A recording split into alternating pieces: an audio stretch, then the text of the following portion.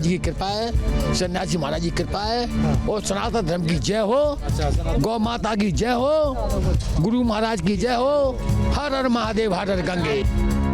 जी हाँ, ये बागेश्वर धाम हनुमान मंदिर के बाबा धीरेन्द्र कृष्ण शास्त्री के भक्त और अनुयायी हैं, जो कि अपनी अर्जी लगाने के लिए बागेश्वर धाम पहुंचते रहते हैं।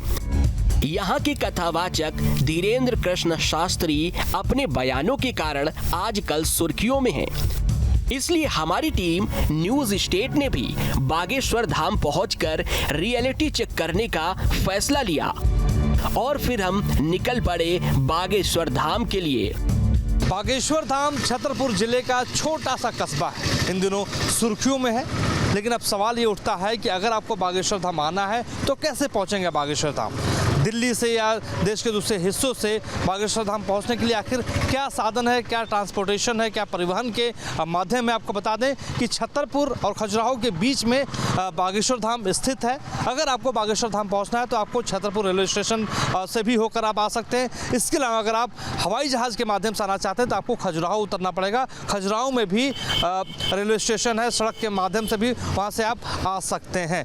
बागेश्वर धाम से खजुराहो की दूरी 35 किलोमीटर है और छतरपुर की भी दूरी 35 किलोमीटर है। अगर आप ट्रेन के माध्यम से आते हैं तो आपको वहाँ से उतरना पड़ेगा और ऑटो टैक्सी आपको आसानी से वहाँ पर मिल जाएगी। इस वक्त हम सतना हाईवे पे मौजूद हैं। ये हाईवे है, यहाँ से आपको बता दें कि हाईवे झांसी से आ रहा है और सीधे सतना की ओर आपको ले जाएगा, लेकिन आपको बीच में ही रुकना पड़ेगा और यहीं से रुक कर आपको जो है बागेश्वर धाम के लिए आपको लेफ्ट टर्न लेना पड़ेगा। और जब आप लेफ्ट टर्न लेंगे तो बड़ी सी तस्वीर आपको बागेश्वर धाम की यहाँ पर दिखाई देगी, आचार्य धीरेन्द्र शास्त्री की दिखाई देगी।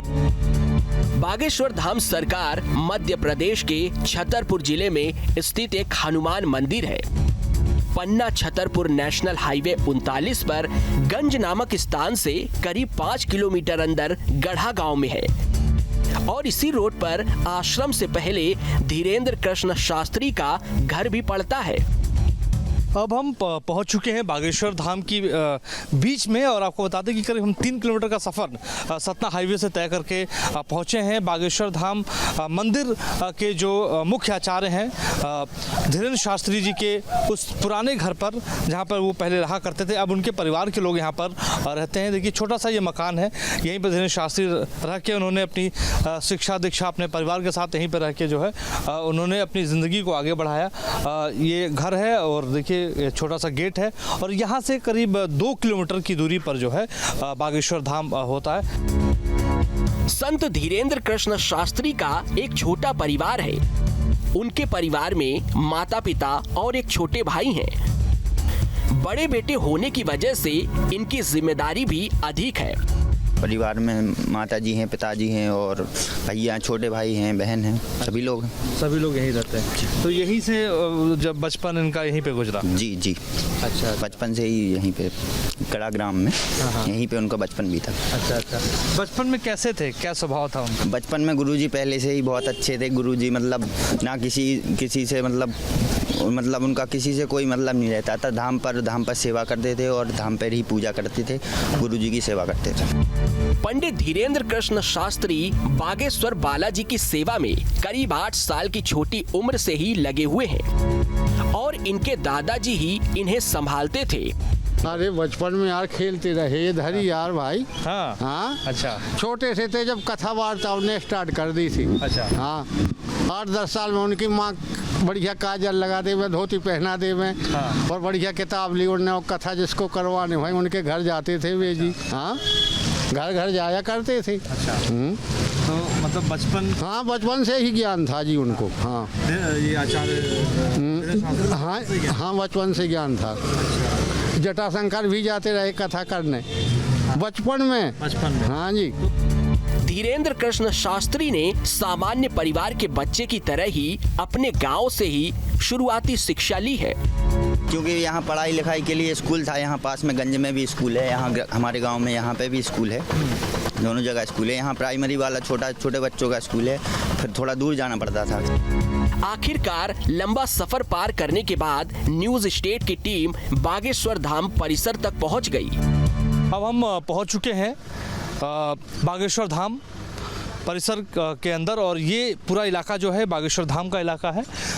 जो सड़कें हैं अभी कच्ची हैं, बरसात अगर हो जाए हल्की सी तो आपको यहाँ पे पानी पानी दिखाई देगा, चलना बड़ा दूभर हो जाएगा, क्योंकि हाँ, सड़कों का काम जो है वो इस वक्त यहाँ पे चल रहा है, लेकिन उतना विकास नहीं हो पाया जितना विकास को लेकर हमने सोचा था। लेकिन आपको बता दें कि ये पूरा इलाका है और रहने की भी व्यवस्था बागेश्वर धाम में की गई है कि और टेंट लगाया गया है। कोई पक्की इमारतें अभी यहाँ पर नहीं बनी है, आने वाले वक्त में पक्की इमारतें भी आपको दिखाई देंगी। रास्ते में भक्तों ने आश्रम में ठहरने की पूरी जानकारी दी, इसलिए हमने सोचा कि यहाँ की पूरी व्यवस्था हम आपको ही दिखा देते हैं। बागेश्वर धाम अगर आप पहुंचते हैं तो कैसे रहेंगे हम आपको बता रहे हैं कि देखिए लक्ष्मी रेस्ट हाउस यहाँ पे लिखा हुआ है और इसी तरीके से तमाम शेल्टर हाउस बनाए गए हैं और इसके अंदर गद्दा रजाई रखा जाता है। करीब 100 रुपये के आसपास प्रति व्यक्ति लिया जाता है। और ये देखिए बारिश हुई है लिहाजा थोड़ा बहुत पानी अंदर आया, लेकिन गद्दों को भी हटा लिया गया है और इसी तरीके से देखिए अंदर गद्दा रखा गया है। और ये कह सकते हैं कि एक व्यवसाय भी हो गया है, एक बिजनेस भी हो गया है, रोजगार भी लोगों को यहाँ पे इस माध्यम से मिल रहा है। लेकिन हाँ, अगर आप बागेश्वर धाम पहुँचते हैं, दर्शन करना है तो आप रात ऐसे ही शेल्टर हाउस में आकर गुजार सकते हैं। और व्यवस्था खासतौर पे नहाने धोने की भी व्यवस्था 100 रुपये में यहाँ पर हो जाती है। अगर आपके पास पैसे ज़्यादा हैं तो आप होटल्स में भी रुक सकते हैं, लेकिन जिनके पास कम पैसे हैं वो ऐसे शेल्टर हाउस में रात गुजारता है और सुबह दर्शन करता है। भक्तों का कहना है कि आश्रम में रहने और खाने के लिए पूरी व्यवस्था फ्री में की जाती है। बागेश्वर धाम के अंदर मंदिर परिसर के ठीक सामने भंडारा भी लगता है। 3 टाइम का भोजन यहाँ पे मिलता है। देखिए जो श्रद्धालु यहाँ पे आते हैं वो खाना भी यहीं पर खाते हैं, निःशुल्क है सारा। सुबह नाश्ता, दोपहर का भोजन और शाम का भी भोजन आपको यहाँ पे मिलता है। कतारों में आपको खाना खाते हुए लोग दिखाई देंगे। वैसे तो यहाँ पर अलग अलग दिन अलग अलग तरह के पकवान बनते हैं, लेकिन आज क्या बना है आइए ये भी देख लेते हैं। चावल, रोटी, सब्जी, कढ़ी। अच्छा, कढ़ी। कितने टाइम भोजन मिलता है? 2 टाइम। अच्छा, 3 टाइम का भोजन नहीं, 12 से 4 बजे तक और रात को 8:30 के बाद। अब हमारी टीम न्यूज स्टेट पहुंच चुकी है सबसे अहम पड़ाव पर, यानी कि हनुमान जी के मंदिर में। बागेश्वर धाम का ये मंदिर है और मंदिर पहुंचने के बाद आप किस तरीके से अपनी अर्जी लगाएंगे। 2 प्रकार की अर्जी यहाँ पे लगाई जाती है। पहला जो है वो नारियल बांध की अर्जी आपकी लगाई जाती है, दूसरा जो है वो टोकन के माध्यम से आप अर्जी लगा सकते हैं। और टोकन देखिए यहाँ पर मिलता है बागेश्वर धाम मंदिर के ठीक सामने एक छोटा सा ऑफिस है। साथ ही साथ ये भी समझते चलिए कि आपकी अर्जी यहाँ कैसे स्वीकार होती है और पंडित धीरेंद्र कृष्ण शास्त्री से कैसे मिल सकते हैं। टोकन मिल जाएगा, गुरुजी पर्चा बनाएंगे। पर्चा बनाने के बाद मंगलवार की पेशी की जाती है। अच्छा, पहली पेशी जी, मंगलवार की पेशी की जाती है। जब गुरुजी रहते हैं हर मंगलवार को टोकन मिलता है। वो टोकन लेके गुरुजी द्वारा पेशी चढ़वाई जाती है पर्चे में। ये तो ये मुलाकात का माध्यम है, इस तरीके से मुलाकात किया जाए जी। मुलाकात के लिए अप्रैल में फिर से डेट आएगी, गुरुजी द्वारा बताई जाएगी वो डेट। उस डेट पर पर्चियाँ डलवाएंगे, नाम, पता, फ़ोन नंबर लिख के। फिर वो कन्याओं द्वारा उठवाते हैं। अगर उनमें आपका नाम निकलता है तो उनको फ़ोन द्वारा जानकारी भी दी जाती है, उनको डेट दी जाती है किस तारीख को दरबार में बैठना है। यहाँ पर नारियल बांधकर मन्नतें मांगने की भी चर्चाएं आम हैं। इसलिए न्यूज स्टेट की टीम नारियल का राज जानने पहुँच गई। बालाजी मंदिर यानी हनुमान जी का मंदिर ठीक हमारे पीछे है और यहाँ पर पूजा अर्चना करने के लिए श्रद्धालुओं की आपको भीड़ दिखाई देगी। यहाँ पर मुख्य रूप से नारियल चढ़ाया जाता है। 4 प्रकार के नारियल चढ़ाए जाते हैं। लाल कपड़े में लपेट कर नारियल चढ़ाया जाता है, यहाँ पे बांधा जाता है। देखिए काले कपड़े में, पीले कपड़े में, सफ़ेद कपड़े में। आखिर इसका मतलब क्या है? देखिए आपको सिर्फ नारियल ही नारियल यहाँ पर दिखाई देंगे। नारियल बांधने के पीछे वजह क्या है ये जानना बेहद ज़रूरी है, क्योंकि लोग कहते हैं कि नारियल बांधने के बाद आप अपनी मनोकामना नारियल के माध्यम से आप बांध दीजिए और आपकी अर्जी स्वीकार हो जाएगी और आपकी जो मनोकामना है वो पूरी हो जाएगी। नारियल बांधने के बाद ये भी कहा जाता है कि 2 दिनों तक बंदर के अगर सपने आपको आते हैं तो ये मान लिया जाएगा कि जो आपने अर्जी लगाई है वो स्वीकार कर लिया गया है। और एक दिन अगर बंदर का सपना आता है तो ये मान लीजिए कि आपकी अर्जी पहुंच चुकी है। नारियल का राज तो समझ लिया, अब ये भी समझ लीजिए कि नारियल के ऊपर बंधे हुए अलग अलग रंग के कपड़ों का क्या राज है। आपको हम बता दें कि लाल कपड़े के पीछे यह है कि अगर आपकी कोई मनोकामना है वो आप पूरी कर सकते हैं। पीले कपड़े का मतलब यह है कि अगर आपकी शादी नहीं हो रही है तो आप पीले कपड़े में नारियल बांध दीजिए तो आपकी शादी हो जाएगी। काले कपड़े में बांधने के पीछे वजह है कि अगर भूत प्रेत आप जो है आप परेशान हैं तो उससे आपको मुक्ति मिल जाएगी। और सफ़ेद कपड़े का मतलब यह है कि अगर आपके घर में संतान नहीं हो रहा है तो आपकी मनोकामना पूरी हो जाएगी। और उन्हीं मनोकामनाओं के साथ श्रद्धालु देखिए यहाँ पर आए। सुर्खियों में आने के बाद से देश ही नहीं बल्कि दुनिया भर से आने वाले भक्तों की संख्या बढ़ी है। अभी हमने पासपोर्ट वही लगाए हैं अभी बालाजी हमने हमसे उनसे ये बात हुआ कि आप मेरा पासपोर्ट वीज़ा मंगाइए और मैं आपके स्थान आता हूँ। तो वो बोले क्या कि नहीं मैं तुम आओ और मैं तुम्हारा काम सब कर देता हूँ। तो अभी हमारा आ भी गया है वीज़ा और मैं जाने के लिए तैयार हूँ। बालाजी से अनुमति लेने आया हूँ। They give only spiritual answers in no way. This is only bad or good and nothing else. Only punishments, black and white, and these are all Western religion, the most actually. And Sanatan Dharma is real, the only alternative for me.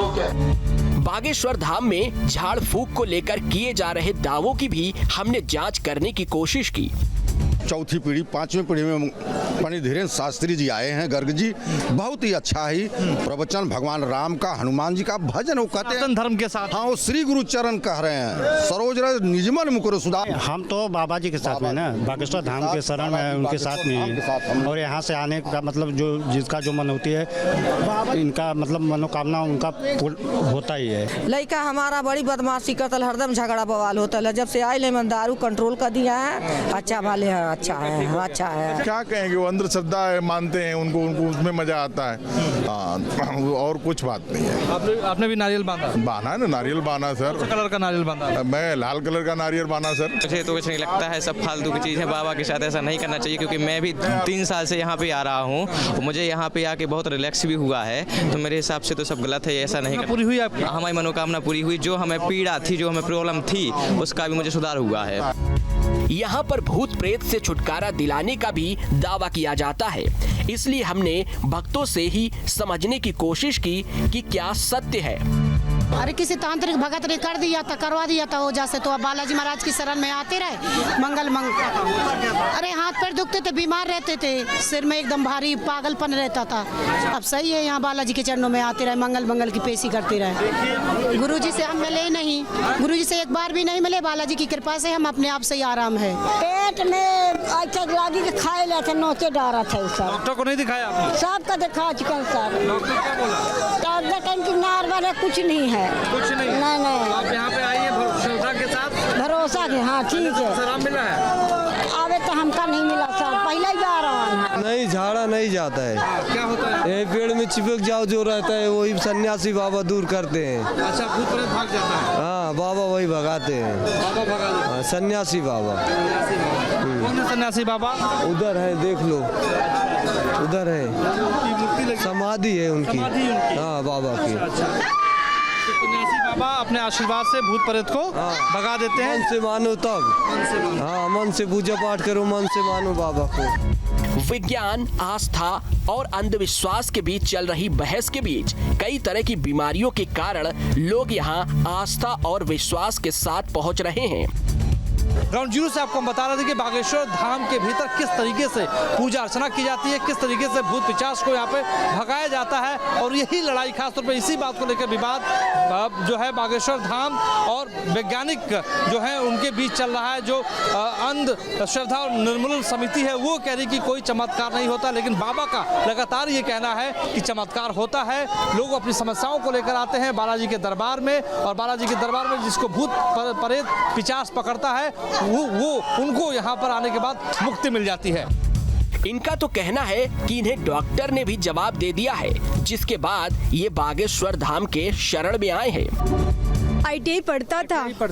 हाँ, 10th में अच्छा result आया। ITI करा, 11th नहीं करा, plus ITI में 1 साल complete हो गया, प्लस उसको 1 साल और कंप्लीट होना था, उसमें कोरोना हो गया और उसी बेस की मानसिक स्थिति ऐसी हो गई, हमें लगा कि थोड़ा सा नशा वशा हो गया, पर ऐसा कुछ नहीं था। रिपोर्टें पूरी हमने बड़े बड़े हॉस्पिटल में दिखाया, फिर भी इसकी रिपोर्टें पूरी नॉर्मल।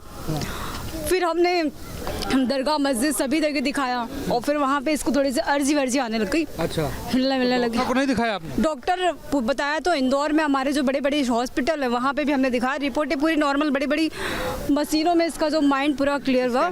हाँ, सब नॉर्मल था। सब नॉर्मल। प्रेत बाधा का है क्योंकि हम इसे 8 दिन हो गई, हम मंदिरों में जब आरती होती है तो इसको अर्जी आती है। अच्छा। तो उससे हमें ये पता चला कि अब ये है, अब पहले से मतलब इसमें 20% सुधार आया है।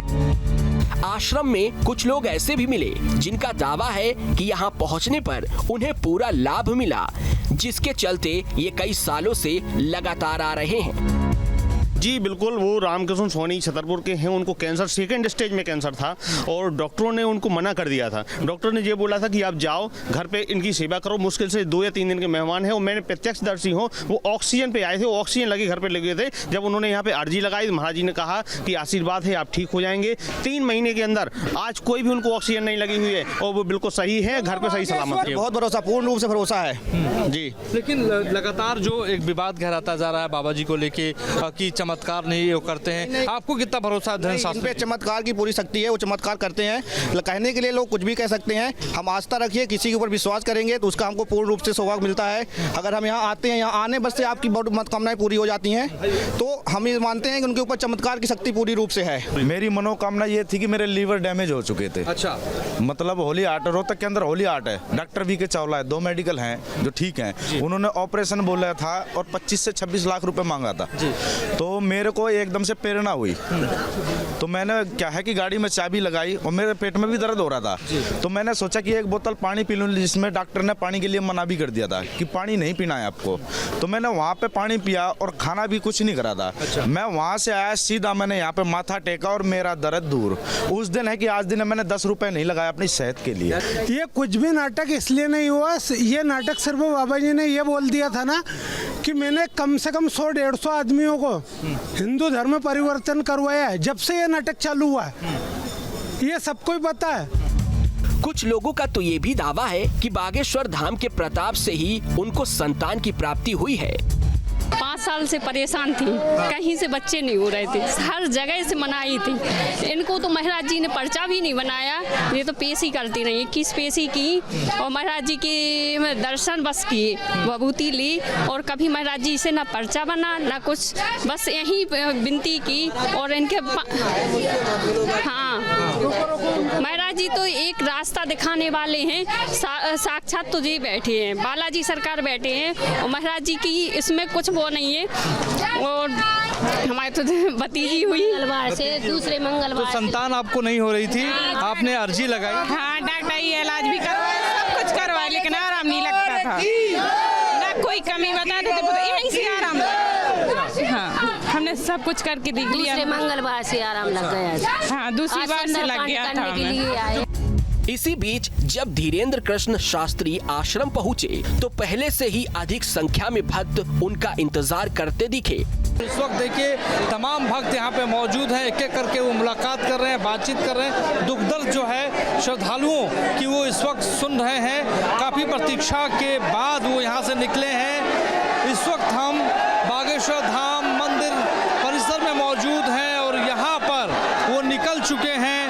और इस आज के दौर में आजकल धीरेन्द्र शास्त्री आपको बता दें कि सुर्खियों में है, क्योंकि लगातार जो उनके बयान आए हैं उन बयानों के बाद वो सुर्खियों में है। जिस वक्त आप तस्वीरों में देखिए, ग्राउंड जीरो से आपको हम दिखा रहे हैं कि किस तरीके से आचार्य धीरेन्द्र शास्त्री अपने श्रद्धालुओं के साथ, भक्तों के साथ मुखातिब हो रहे हैं, मुलाकात कर रहे हैं। और आपको बता दें कि रायपुर में उन्होंने जो है एक कार्यक्रम किया था, उसके बाद अब जब वो यहाँ पहुँचे हैं तो यहाँ भी वो मुलाकात करें, अपनी अपनी अर्जी लेकर जो है यहाँ पर पहुँचे हुए हैं भक्त। और भक्त इस वक्त देखिए कि किस तरीके से खासतौर पे उन्होंने कहा कि अभी थोड़ी देर के बाद बातचीत वो करेंगे और हम आपको आपको तस्वीरों में दिखा रहे हैं कि एक एक करके लोगों से वो मुलाकात कर रहे हैं।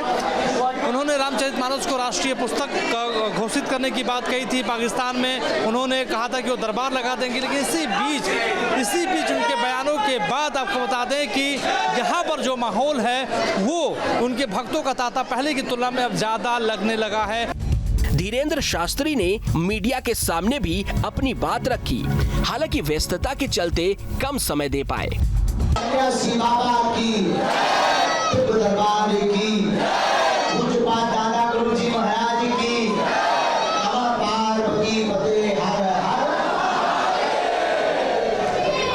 सभी नारद मुनि की भूमिका निभाने वाले पत्रकार महोदयों को सीताराम। और हम आपको बता दें कि अलग अलग समय इसलिए नहीं क्योंकि हमारे ऊपर भक्तों को भी मिल रहा है 1 मिनट, इसलिए सामूहिक 5 मिनट में फ्री हमें कर दीजिए ताकि लोगों की भावनाएं भी आहत ना हो। अपनी अपनी अर्जी लगाकर अपने घर लौट रहे भक्तों को ये विश्वास है कि उनकी अर्जी जरूर स्वीकार होगी। जब बजरंगबली कहेंगे जब स्वीकार हो जाएगी, स्वीकार तो हो गई, काम सफल हो गया, आदि काम सफल काम हो गया, काम आपका सफल हो गया, बिल्कुल राइट। अब थोड़ी बहुत परेशानियां तो आती हैं, तो उसके लिए तो कुछ कहा ही नहीं जा सकता। ये तो अब प्राकृतिक की देन थी, कल मौसम खराब हो गया था, नहीं तो सभी सूखा था। अब कीचड़ तो वगैरह तो है, अब धीरे धीरे हो ही जाएगा सब। यहाँ आने कोई दिक्कत नहीं, पूरी सुविधा है। और यहाँ सबसे बेस्ट ये है, खाने में भोजनालय अच्छा बना है खाना, और यहाँ रहने की सुविधा अच्छी है। ठीक है कि जैसे बोलते हैं प्रसाद के हिसाब से जो भी खाना है वो ठीक है। किसी भी अंधविश्वास को बढ़ावा देना हमारा उद्देश्य नहीं, लेकिन जिस तरह से विज्ञान, आस्था और अंधविश्वास को लेकर बहस छिड़ी हुई है, इसलिए टीम न्यूज स्टेट ने पूरी रिपोर्ट आपके सामने रखी है और ये भी देखा कि सुर्खियों में आने के बाद बागेश्वर धाम सरकार के बाबा धीरेंद्र कृष्ण शास्त्री के भक्तों में लगातार इजाफा हो रहा है और भक्त लगातार आश्रम पहुंचकर अर्जी भी लगा रहे हैं। देखिए, लोग आते हैं तो उनकी आत्मा को शांति मिलती है, वो जो है सुकून में अपनी ज़िंदगी को जीते हैं, इनका ये कहना है। आत्म शांति यहाँ पर उनको मिलती है, लेकिन सबसे बड़ा सवाल यही है कि लगातार जो विवाद खड़ा हो रहा है, आखिर वो क्यों खड़ा हो रहा है, उसको लेकर बाबा लगातार ये कह रहे हैं कि जो है वो लोग हैं जो सनातन धर्म के खिलाफ हैं। हमारे सहयोगी अभिजीत कुमार शर्मा के साथ मोहित राज दुबे, न्यूज़ स्टेट, बागेश्वर धाम, छतरपुर।